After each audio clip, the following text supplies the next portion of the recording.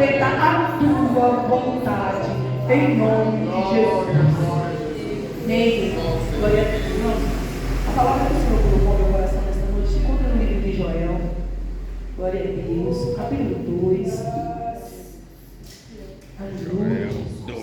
Joel 2. Palavra poderosa nesta noite. O Senhor vai falar aos nossos corações, né? Glória a Aleluia. Deus. Aleluia. Vamos começar aqui. Amém. Ainda assim, agora mesmo, diz o Senhor: convertei-vos a mim de todo o vosso coração.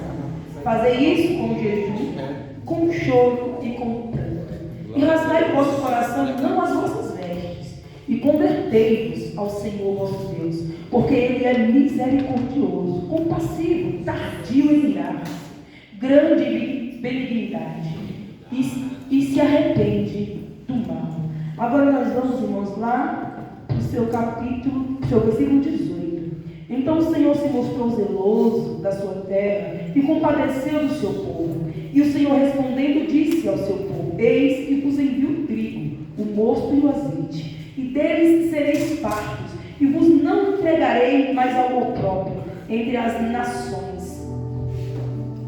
Não temas, ó terra, regozijar-te e alegrar-te, porque o Senhor fez grandes coisas.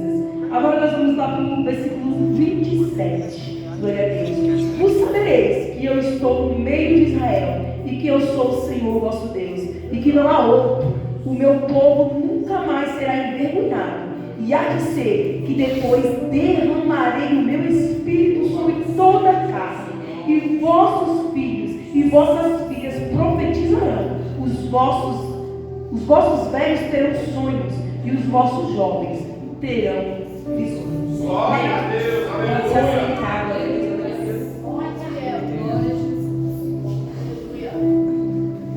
Vamos ver essa palavra dessa noite maravilhosa, né? O Senhor fala grandemente aos nossos corações. A palavra nos ensina que o profeta Joel profetizou para o reino de Judá em um período de grande crise. Glória a Deus, aleluia. Um período difícil, né? A terra havia sido devastada por uma praga de gafanhotos, que destruiu as plantações, trouxe fome e abalou a economia. Mas Joel vai nos deixar claro, irmãos, aqui neste capítulo, glória a Deus, aleluia, que não era sobre a crise agrícola que o povo estava vivendo, não era sobre a crise, glória a Deus, aleluia, carnal que o povo estava vivendo. Mas Joel vai deixar claro para mim e para você neste capítulo, glória a Deus, aleluia, que a maior devastação do povo estava sendo espiritual, devido à desobediência. Então Joel, através desta palavra desde já, vai nos ensinar que a crise que a carne padecia era um convite para o arrependimento. Eita glória, aleluia, Jesus. Isso aqui é lindo, né, igreja? Porque aos poucos nós vamos ver que não é muito distante daquilo que eu e você vivemos nos dias atuais. Às vezes estamos passando por determinadas crises e achamos que é por causa da carne que padece. Glória a Deus, aleluia. Mas o Senhor está nos deixando aqui, irmãos, um aprendizado nesta noite, para que eu e você venhamos olhar para nós mesmos. Será que a minha e a tua maior crise que estamos vivendo hoje é mesmo agrícola? É mesmo a crise carnal, aquela que a carne padece? Ou é a crise espiritual? Oh, aleluia, glória a Deus, aleluia. É uma crise em que os gafanhotos chegaram, atacaram e arrancaram de você, aleluia, não só aquilo que você poderia ter para comer, ou para vestir, ou para calçar, ou para sentir. Oh, glória a Deus, aleluia. Os gafanhotos vieram e arrancaram a tua espiritualidade. Glória a Deus, aleluia. Porque às vezes nós estamos sentindo tanto. Será que nós temos olhares, irmãos, a visão aberta para entender quando o inimigo ele ataca a carne, quando ele ataca o espírito? Porque eu costumo dizer que se a carne estiver padecendo e o espírito estiver forte em comunhão com Deus, igreja, aleluia, pode ter certeza logo mais você se levantará. Mas se você tiver em decadência espiritual e a tua casa estiver farta, irmão, nada você tem. Mas infelizmente vivemos uma geração que está preocupada, irmãos, apenas com a carne.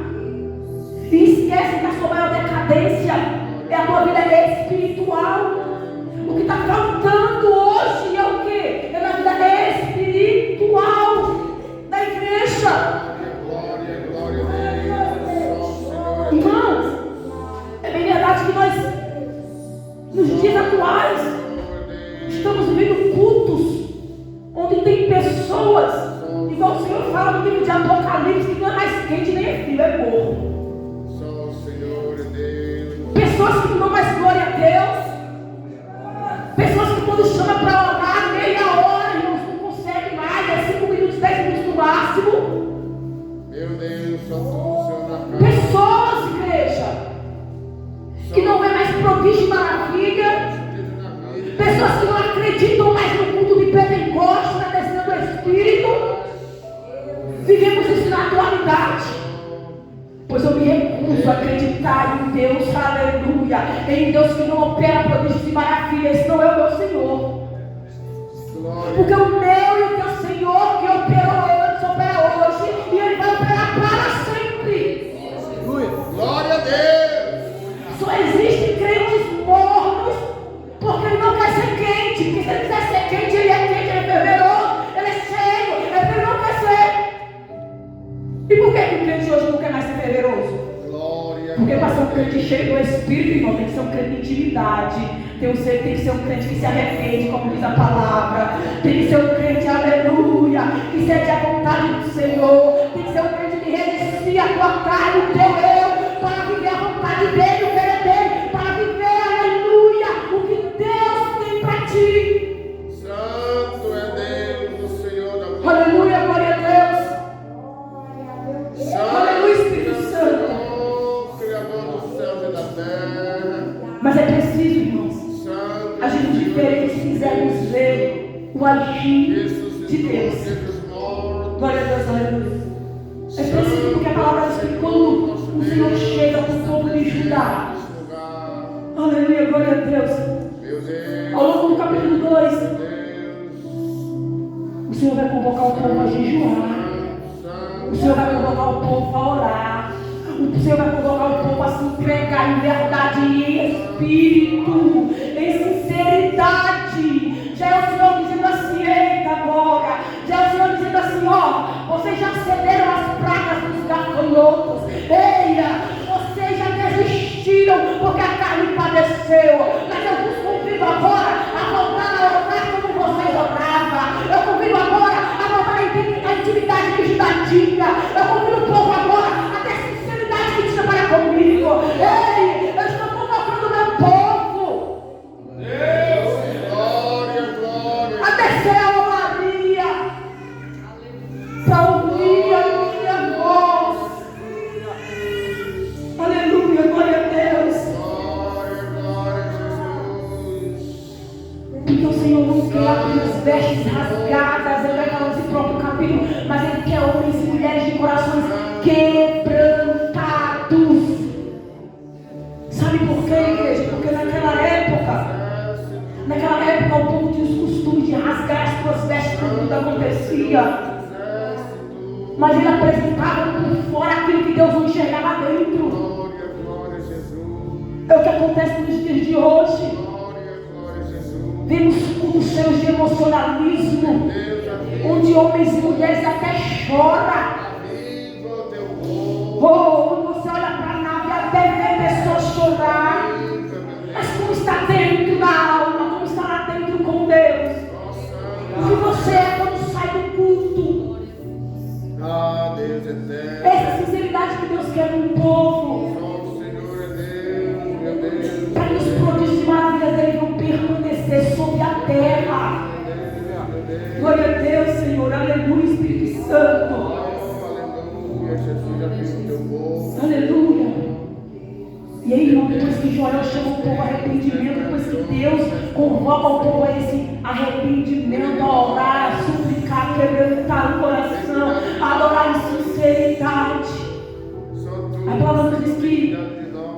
Senhor vai lançar esta promessa. Aleluia. E a dizer que depois derramarei o meu Espírito sobre toda a carne. Oh, aleluia. Glória a Deus. E a expressão depois, irmãos, não é apenas uma sequência cronológica. Não é. É o Senhor dizendo, né, para mim e para você, glória a Deus, aleluia, que depois do arrependimento vem o avivamento.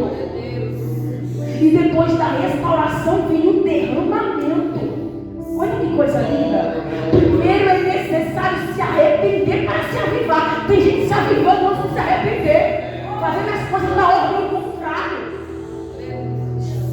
Tem gente querendo derramamento de espírito antes de ser restaurado. É preciso acontecer uma restauração de alma, corpo e espírito. E essa restauração acontece de dentro para fora. Oh, glória, Senhor. Glória a Deus, Espírito Santo. Aleluia. Glória a Deus. Porque, irmãos, o Senhor ele sempre vai nos preparar para receber mais dele. E como é que o Senhor nos prepara dessa maneira? Nos ajudando a se arrepender. Aí depois do arrependimento, ele restaura, ele aviva e ele enche. Olha a preparação de Deus para nos alistar na seara. Oh, glória. E quem nos alista é esse Deus. Não, nós estamos na presença dele porque nós escolhemos ele. Não, não. É ele quem nos escolhe.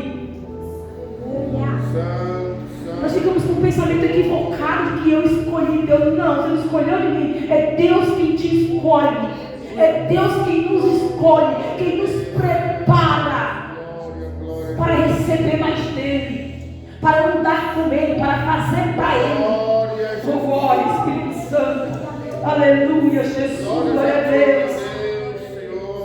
E essa promessa, irmãos, que acontece aqui no livro de Joel 2, ela vai ultrapassar. Graças a ti, Jesus.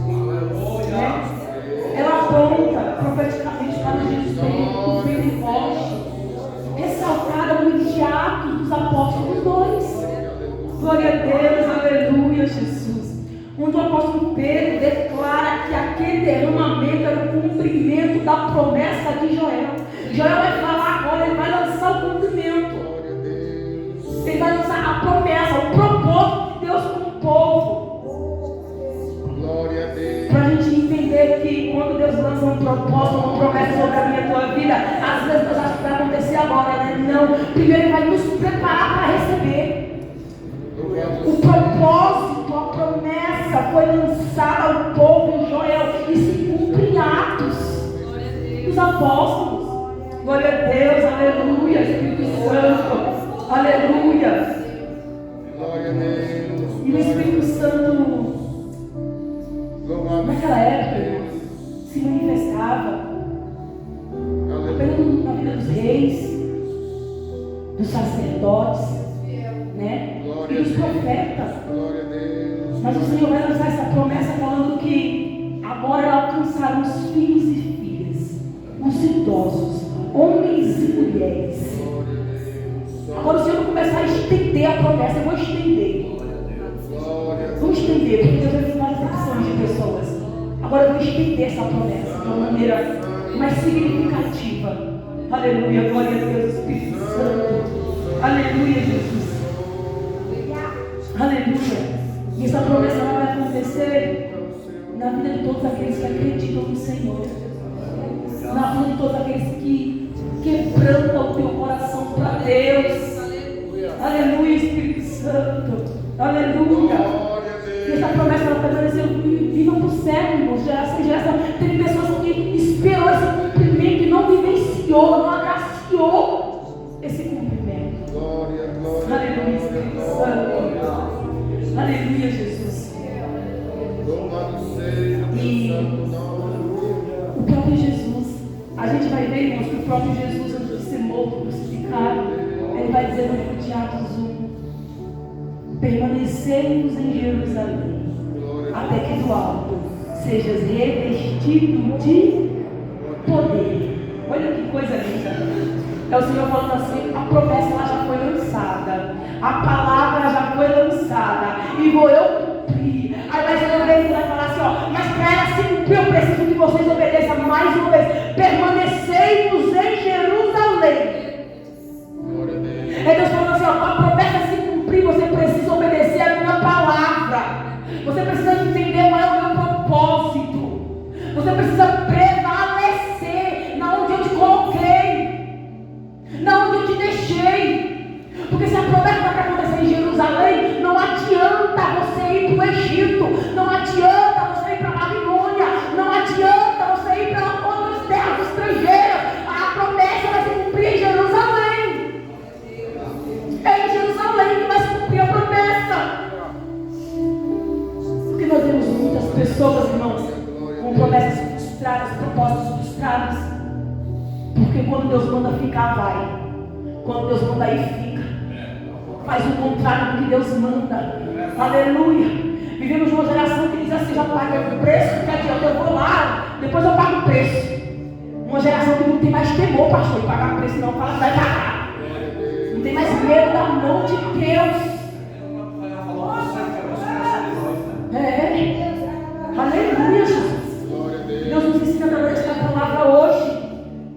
Que Jesus deu uma ordenança e está ordenando para casa hoje: permaneceis em Jerusalém. Eu não sei qual foi a promessa que Deus fez na tua vida. Eu não sei qual foi a palavra liberada para a tua vida. Eu não sei qual é o propósito que Deus falou que tem contigo. Mas Ele manda dizer para casa hoje: permaneceis em Jerusalém, até que do alto eu vos revista do meu poder. Aleluia, Espírito Santo. Aleluia, Jesus. Glória a Deus. Aleluia. Aleluia. Glória a Deus. Aleluia, Jesus. Aleluia, Jesus. E a palavra diz que em Atos 2 aconteceu o cumprimento da palavra. Aleluia. Enquanto, irmãos, se reunia ali cerca de 120 homens prevalecendo no altar da oração, quando aqueles 120 homens começam a clamar, a palavra diz que veio como um vento impetuoso. Oh, aleluia, Espírito Santo de Deus. Veio do céu um som como de um vento veemente e impetuoso, e encheu toda a casa. Aleluia. Oh, aleluia, Jesus. Nos mostrando que para viver propósito tem que prevalecer, acreditando na palavra liberada do Senhor. Aleluia. Nos mostrando que só vivenciou aqueles que prevaleceram até o fim em Jerusalém, conforme a ordenança do Senhor. Oh, aleluia, Espírito Santo. Irmãos, o vento, quando a Bíblia fala vento, o vento é aquilo que eu e você não conseguimos ver. Aleluia. Quando fala do fogo, aleluia, fala do poder soberano do nosso Deus. Então veio sobre o povo, aleluia, coisas que pareciam ser impossíveis ao homem. Aleluia, veio sobre o povo poder sobrenatural do céu. Aleluia, Jesus. Porque a liberdade para ser revestido desse poder, dessa graça. Aleluia. É a liberdade que para ser revestido de Deus é necessário pagar um preço.